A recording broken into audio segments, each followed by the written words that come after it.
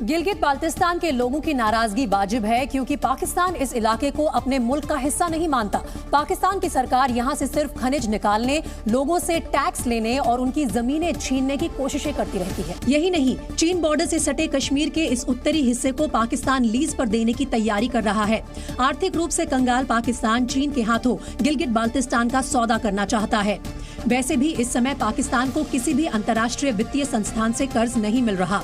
ऐसे में उसे अपनी घरेलू जरूरतों को पूरा करने के लिए केवल चीन से ही उम्मीद है और चीन उसकी मदद तभी करेगा जब बदले में उसे कुछ मिलेगा। IMF की रिपोर्ट के मुताबिक पाकिस्तान पर चीन का 18.4 अरब डॉलर का कर्ज है। ये पाकिस्तान की कुल विदेशी देनदारी का 20% हिस्सा है।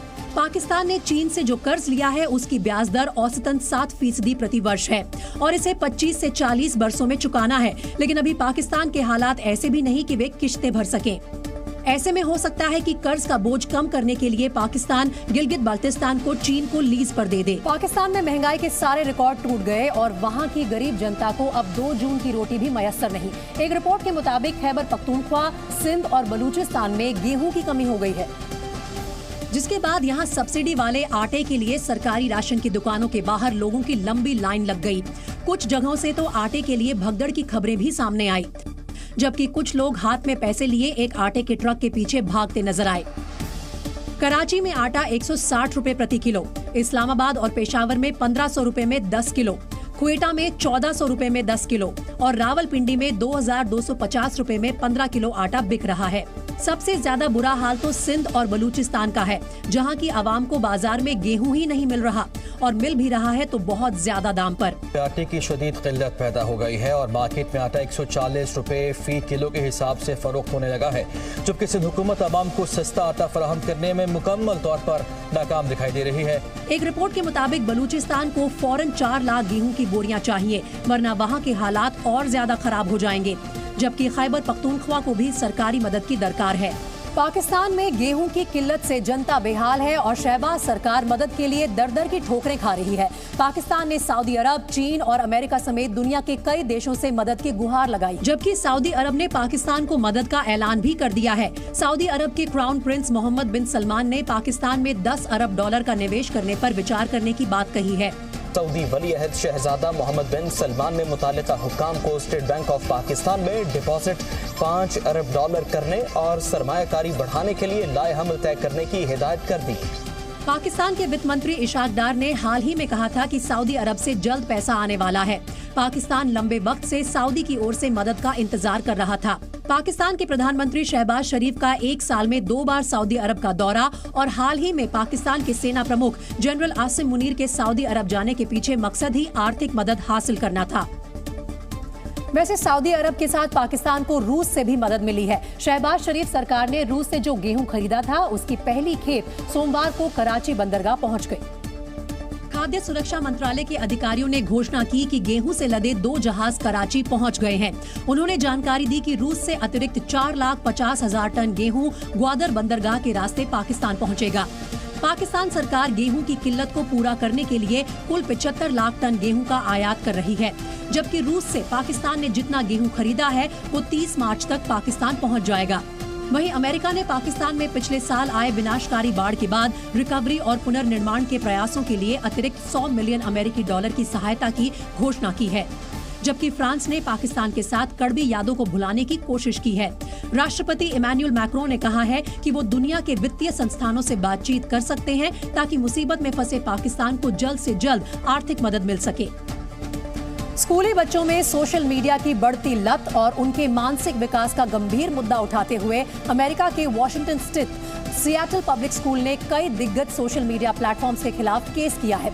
जानकारी के मुताबिक सियाटल पब्लिक स्कूल ने टिकटॉक, इंस्टाग्राम, फेसबुक, यूट्यूब और स्नैपचैट जैसी सोशल मीडिया कंपनीज पर केस किया है। सियाटल पब्लिक स्कूल का कहना है कि सोशल मीडिया की लत लगने की वजह से बच्चों का मानसिक विकास नहीं हो पा रहा है। सियाटल की कोर्ट में दायर किए गए इस केस में स्कूल ने कहा है कि बच्चों का मानसिक विकास नहीं होने की जिम्मेदारी इन कंपनीज को लेनी होगी। स्कूल ने आरोप लगाया कि सोशल मीडिया कंपनीज ने अपना वॉच टाइम बढ़ाने के लिए बड़ी चालाकी से बच्चों को अपना शिकार बनाया है और सोशल मीडिया की लत लगने के बाद बच्चे एंजाइटी, डिप्रेशन और ईटिंग डिसऑर्डर का शिकार हो रहे हैं। साथ ही बच्चे साइबर बुलिंग यानी सोशल मीडिया पर धमकाए और डराए जाने जैसी घटनाओं का भी शिकार हो रहे हैं। सोशल मीडिया की बढ़ती लत की वजह से बच्चे स्कूल की पढ़ाई पर फोकस नहीं कर पा रहे हैं और उनको पढ़ाना मुश्किल होता जा रहा है।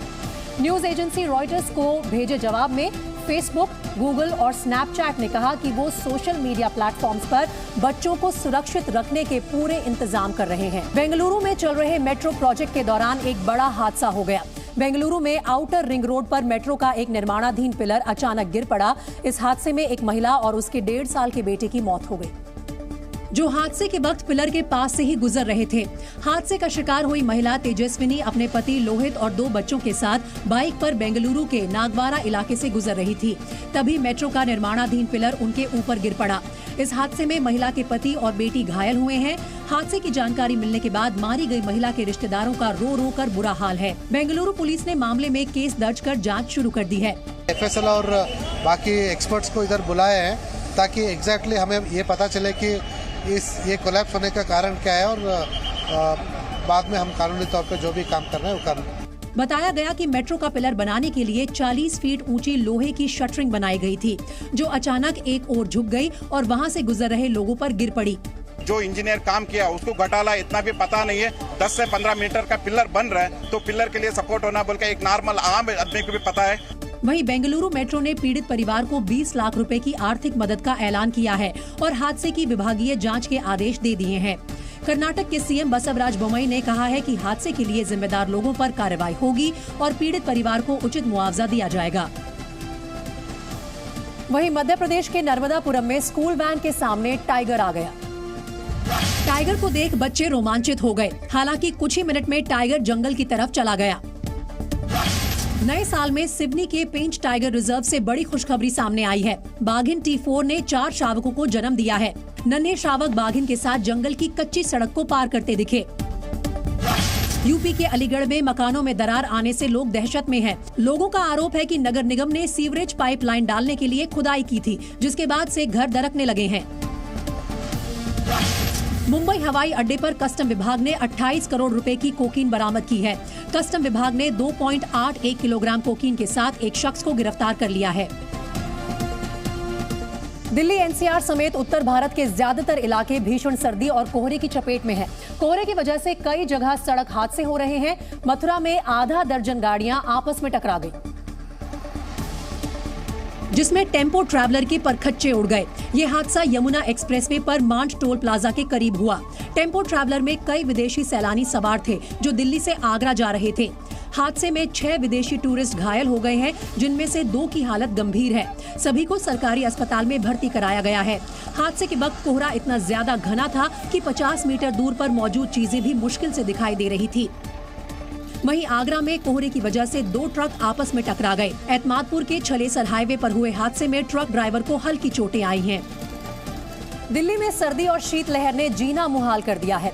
कोहरा इतना ज्यादा घना है कि सुबह के वक्त लोगों का सड़क पर चलना बहुत मुश्किल हो रहा है और गाड़ियों को हेडलाइट जलाकर ड्राइविंग करनी पड़ रही है। सुबह के वक्त विजिबिलिटी 25 से 50 मीटर ही रही। हादसे के डर से गाड़ियों की रफ्तार भी धीमी रही।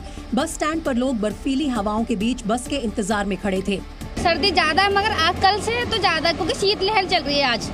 वो कल कोहरा था तो उसमें कुछ दिखाई नहीं दे रहा था हमें, आज फिर भी दिखाई दे रहा है। कोहरे और खराब मौसम के चलते दिल्ली एयरपोर्ट के फ्लाइट ऑपरेशंस पर खासा असर पड़ा है। करीब 70 से ज्यादा घरेलू उड़ानें देरी से चल रही हैं। वहीं नई दिल्ली रेलवे स्टेशन पर यात्रियों को ट्रेन के इंतजार में कई घंटे गुजारने पड़ रहे हैं। 30 से ज्यादा ट्रेनें कोहरे से प्रभावित हैं। ज्यादातर ट्रेनें घंटों की देरी से चल रही हैं। फॉग की वजह से काफी ट्रेन लेट होती जा रही है, जिसके कारण यात्रियों को काफी परेशानी का सामना करना पड़ रहा है। कोहरे में ड्राइविंग काफी खतरनाक होती है, इसलिए कोहरे में ड्राइविंग करते वक्त कई सावधानियां बरतनी चाहिए। ड्राइविंग करते वक्त फॉग लाइट ऑन रखें, गाड़ी की रफ्तार को धीमी कर लें। अपनी गाड़ी की हेडलाइट की सीमा में ही ड्राइव करें, यानी जहां तक हेडलाइट की लाइट दिख रही है बस उतनी ही रफ्तार रखें। साथ ही बीच बीच में हॉर्न भी बजाते रहें ताकि आसपास आने जाने वाली गाड़ियों को आपकी गाड़ी का अंदाजा रहे। कोहरे के दौरान ड्राइविंग करते वक्त म्यूजिक बंद कर दें। ड्राइविंग के वक्त किसी भी तरह का खाना पीना ना करें। ड्राइविंग करते वक्त सिगरेट भी ना पिएं। कार के शीशे साफ रखें। कोहरे में अपनी गाड़ी को सेफ डिस्टेंस पर ही ड्राइव करें।